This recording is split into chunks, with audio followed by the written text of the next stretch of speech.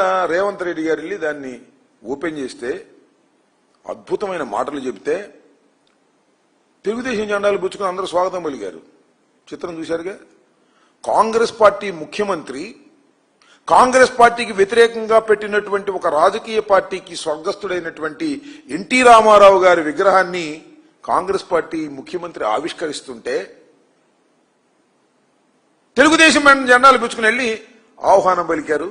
చంద్రబాబు నాయుడు గారు మాత్రం హాట్ గా మన ఈయనతో మాట్లాడుతూ ఉంటాడు రేవంత్ రెడ్డి గారితో. మీకు గుర్తుందో లేదో, చంద్రబాబు నాయుడు గారు ముఖ్యమంత్రి అయిన తర్వాత హైదరాబాద్ లో ఒక మీటింగ్ పెట్టారు చంద్రబాబు నాయుడు గారు, రేవంత్ రెడ్డి గారు. ఏమిటయ్యా మీటింగ్ అంటే విభజన సమస్యల పరిష్కారం కోసం ఒక మీటింగ్ పెట్టారు. గుర్తుందా మీకు? పెద్ద ఆర్భాటం చేశారు. వాళ్ళు చాలా కోరికలు అడిగారు, వీళ్ళు అడిగారు. తల వాసిపోయి తిరుపతిలో వాటా కూడా కావాలన్నారు వాళ్ళు. అంతేకాదు బీచ్లో కూడా వాటా కావాలన్నారు. అబ్బాయి ఇప్పుడు లాభం లేదు అబ్బాయి, మళ్ళా వాయిదా వేస్తున్నాం, దీనికి ఒక కమిటీ వేస్తున్నాం. ఈ కమిటీ అనేక సార్లు కూర్చుని సమస్యలు పరిష్కరిస్తుంది అన్నారు. మళ్ళా కమిటీ కూర్చుంది. ఏమిటి డ్రామా? ఆంధ్రప్రదేశ్ లో చంద్రబాబు నాయుడు గారికి కాంగ్రెస్ పార్టీ ఒక బి టీం, అలాగే తెలంగాణలో కాంగ్రెస్ పార్టీకి తెలుగుదేశం పార్టీ ఒక బి టీం. ఏమిటి డ్రామాలే నాకు అర్థం కాలేదు. ఏమిటి విచిత్రమైనటువంటి రాజకీయాలు? సిగ్గు లజ్జ ఉన్నాయా రాజకీయాల్లో? ఒక స్పష్టత లేదా? కానీ ఇలాంటి అనైతికమైన రాజకీయాలు నడుపుతున్నటువంటి వ్యక్తి కూటమిలో చంద్రబాబు నాయుడు గారు చేస్తున్నటువంటి సిగ్గుమాలిన అనైతికమైన రాజకీయాలను భారతీయ జనతా పార్టీ కూడా కనిపెడుతుంది, వాళ్ళు కూడా ఆలోచన చేస్తున్నారు అనేటువంటి భావన సర్వత్రా అనుకుంటున్నారు. ఇప్పుడు ఏం తెలిసి మెగా డిఎస్సి ఇవాళనే విద్యార్థి విభాగం వైఎస్ఆర్ కాంగ్రెస్ పార్టీకి సంబంధించి రాష్ట్ర వ్యాప్తంగా నిరసన ప్రదర్శన చేయడం జరిగింది. ఇవాళ మెగా డిఎస్సీలు ఎంత మోసం చేశారయ్యా, ఎంత దుర్మార్గం చేశారయ్యా.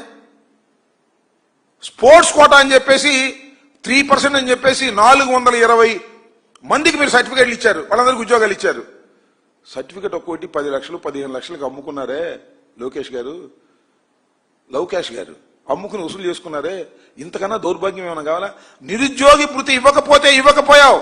నిరుద్యోగులకు మెగా డిఎస్సీ పెడతానని పెట్టి దానిలో అన్ని అవకతవకలు చేసి స్పోర్ట్స్ కోటాని సర్టిఫికెట్లని 10 లక్షలకి 20 లక్షలకి అమ్ముకొని డబ్బు చేసుకునేటటువంటి దీనస్థితికి ఇవాళ మీరెళ్ళి గ్రామాలలో పటేల్ పట్వారి వ్యవస్థ ఎంత బలంగా ఉండేనో వాళ్ళ చేతుల్లో తెలంగాణ నలిగిపోతుంటే ఎన్టీ రామారావు గారు పటేల్ పట్వారి వ్యవస్థను రద్దు చేసి పేదలకు విముక్తి కలిగించిన చరిత్ర ఈ ప్రాంతంలో ఉన్నది. ఆనాడు ఇందిరాగాంధీ గారు సాయుధ రైతాంగ పోరాటాన్ని స్ఫూర్తిగా తీసుకొని దళితులకు, గిరిజనులకు, ఆదివాసీలకు భూ పంపకాలు చేపట్టి అసైన్మెంట్ పట్టాలు ఇచ్చి గ్రామాలలో ఉన్న పేదలకు ఆత్మ గౌరవాన్ని ఇందిరాగాంధీ గారు అందిస్తే పటేలు పట్వారి వ్యవస్థను రద్దు చేసి బలహీన వర్గాల ఆత్మగౌరవంతో బతికే అవకాశం ఎన్టీ రామారావు గారు కల్పించారు. మిత్రులారా, ఇవాళ ఎక్కడైనా చూడండి మా ప్రభుత్వం అమలు చేస్తున్న సంక్షేమం, మా ప్రభుత్వం అమలు పరుస్తున్న అభివృద్ధి ఇందిరాగాంధీ గారో ఎన్టీఆర్ గారో వారి స్ఫూర్తి కనిపిస్తుంది. ఈ రోజు ఇందిరమ్మ ఆశీర్వాదం అన్న ఎన్టీఆర్ స్ఫూర్తి ఈ రోజు మా ప్రజా పాలనలో కనిపిస్తుంది, మా ప్రభుత్వంలో కనిపిస్తుంది, మా నిర్ణయాలలో కనిపిస్తుంది. అందుకే ఇందిరమ్మ మాకు ఎంత ముఖ్యమో ఎన్టీఆర్ కూడా అంతే ముఖ్యం. ఇందిరమ్మ ఒక తరం అయితే ఎన్టీఆర్ ఒక శకం. వాళ్ళిద్దరి కలయికనే ఈనాటి ప్రజాపాలన. ఈ ప్రజాపాలన ప్రజలకు అందుబాటులో ఉంది అనంటే ఒక ఇందిరమ్మ స్ఫూర్తి, ఒక ఎన్టీఆర్ యొక్క ఆలోచన విధానం ఈనాడు మేము అమలు చేస్తున్నాం. మిత్రులారా, ఇవాళ మా నిర్ణయాలు మీరు చూసిండ్రు. ఆడబిడ్డలకు ఆర్టీసీలో ఉచిత బస్సు కావచ్చు, ఆడబిడ్డలకి ఈరోజు అదానీ అంబానీలతో పోటీ పడి సోలార్ పవర్ విద్యుత్ ఉత్పత్తి కావచ్చు, ఆర్టీసీలో ఉచిత ప్రయాణమే కాదు, ఆర్టీసీ 1000 బస్సులు ఆడబిడ్డలను యజమానులను చేసి ఈ రోజు వాళ్ళని వ్యాపారాలలో రాణించే విధంగా చేసినాం. ఆనాడు అన్న ఆడబిడ్డలకు ఏ విధంగా ఆస్తిలో హక్కిచ్చిండో ఈనాడు 1,000,000 మంది ఆడబిడ్డల్ని కోటీశ్వరులను చెయ్యాలన్న లక్ష్యంతో మా ప్రజాపాలన పనిచేస్తుంది. మా సీతక్క, మా బట్టి విక్రమార్క గారు దీన్ని అమలు చేస్తున్నారు. ఇవాళ మేము గర్వంగా చెప్పదలుచుకున్నాం. అన్నగారు అదే విధంగా ఇందిరమ్మ స్ఫూర్తితో 1,00,00,000 మంది ఆడబిడ్డల్ని ఇవాళ కోటీశ్వరులను చెయ్యాలి అని మా ప్రభుత్వం ప్రయత్నం చేస్తుంది. అందుకే మిత్రులారా, ఇవాళ మా ప్రభుత్వం రైతు రుణమాఫీ కావచ్చు, రైతు భరోసా కావచ్చు, రైతులకు ఉచిత కరెంటు కావచ్చు, రైతు రుణమాఫీ 21,000 కోట్ల రూపాయల రద్దు చేసిన విషయం కావచ్చు, ఇవన్నీ రైతుల కోసం మేము అమలు చేస్తున్న సంక్షేమ పథకాలు.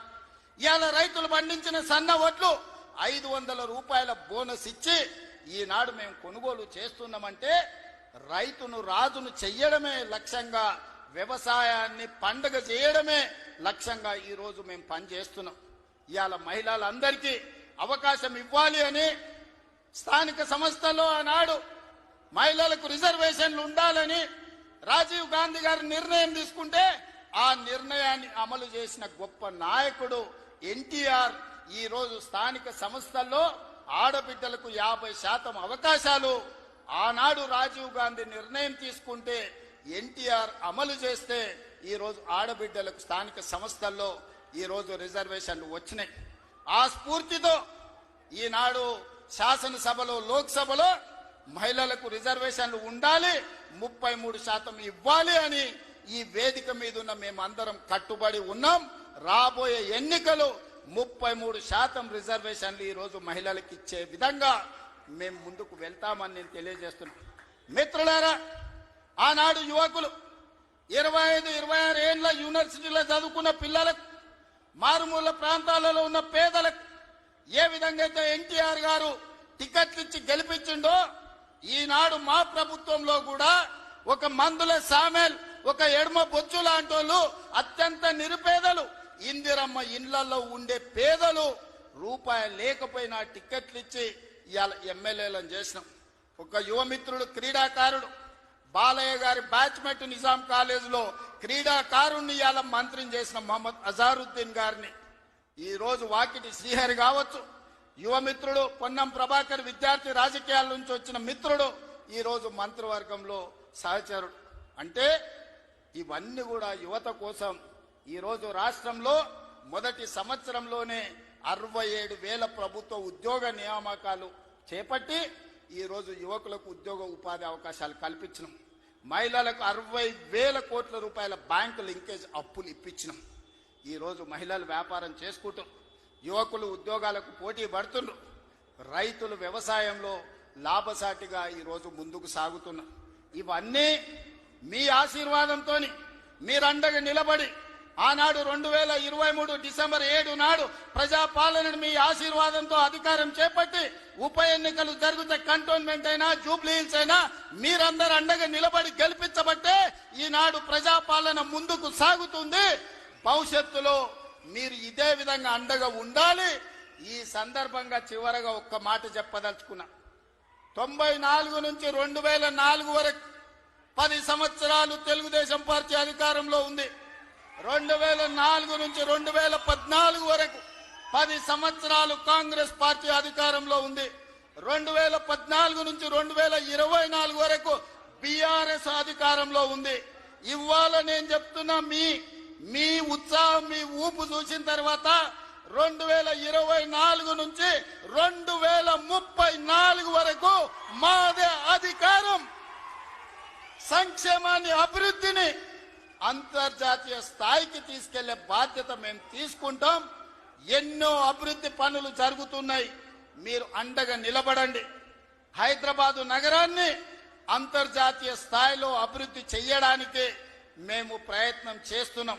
ఆనాడు మీ రోజున ఫైనాన్షియల్ డిస్ట్రిక్ట్ కావచ్చు, హైటెక్ సిటీ కావచ్చు, వీటన్నిటినీ చంద్రబాబు నాయుడు గారు ప్రణాళికబద్ధంగా ముందుకు తీసుకెళ్లింది. ఇవాళ మా ప్రభుత్వం 30,000 ఎకరాలలో ఎయిర్పోర్ట్ కి కూతవేటు దూరంలో భారత్ ఫ్యూచర్ సిటీని నిర్మిస్తున్నాం. ప్రపంచాన్ని అక్కడికి తీసుకొస్తాం. ఈనాడు మన యువత ప్రపంచ దేశాలలో దిగ్గజ కంపెనీలకు పనిచేస్తున్నారు. సత్య నాదెళ్ల కావచ్చు, శంతను నారాయణ్ కావచ్చు, అజయ్ బంగా కావచ్చు, ప్రేమ్జీ వాత్సవ్ కావచ్చు, వీళ్ళంతా హైదరాబాద్ బాయ్స్. హైదరాబాద్ పబ్లిక్ లో స్కూల్లో చదువుకున్నోళ్ళు ప్రపంచ పెద్ద పెద్ద దిగ్గజ కంపెనీలకు సీఈఓలు. ఇవాళ మనం ఎక్కడికో వెళ్ళి ఆ కంపెనీలలో పనిచేయడం కాదు, ఆ కంపెనీలను ఇక్కడికి తెస్తాం, భారత్ ఫ్యూచర్ సిటీలో పెట్టిస్తాం. ఈ కంపెనీలను పెట్టడమే కాదు, అలాంటి కంపెనీలకు తెలంగాణ యువతను యజమానులను చేసే బాధ్యత ఈ ప్రభుత్వం తీసుకుంటుంది. నూతన విధానంతో ప్రోత్సాహకాలు ఇస్తుంది, యువతకు ఉద్యోగ ఉపాధి అవకాశాలు కల్పిస్తుంది. మన నగర అభివృద్ధి కోసం మీరందరూ సహకరించాలి, మీరందరూ అండగా నిలబడాలి.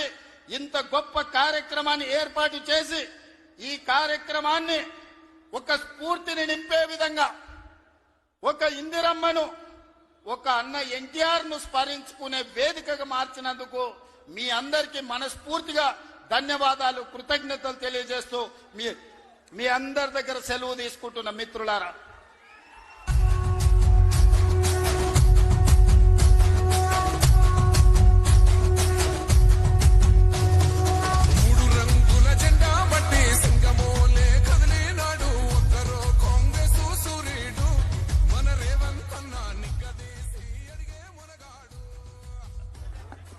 హలో.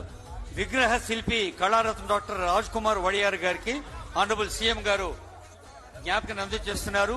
ఆనరబుల్ సీఎం గారికి స్థానిక ఎమ్మెల్యే గారు జ్ఞాపకం అందజేస్తారు.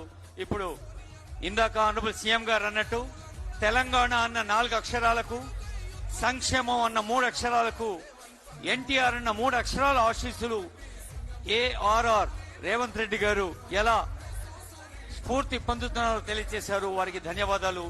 ఈ కార్యక్రమ విజయానికి సహకరించిన ఎందరో మహానుభావులందరికీ ధన్యవాదాలు.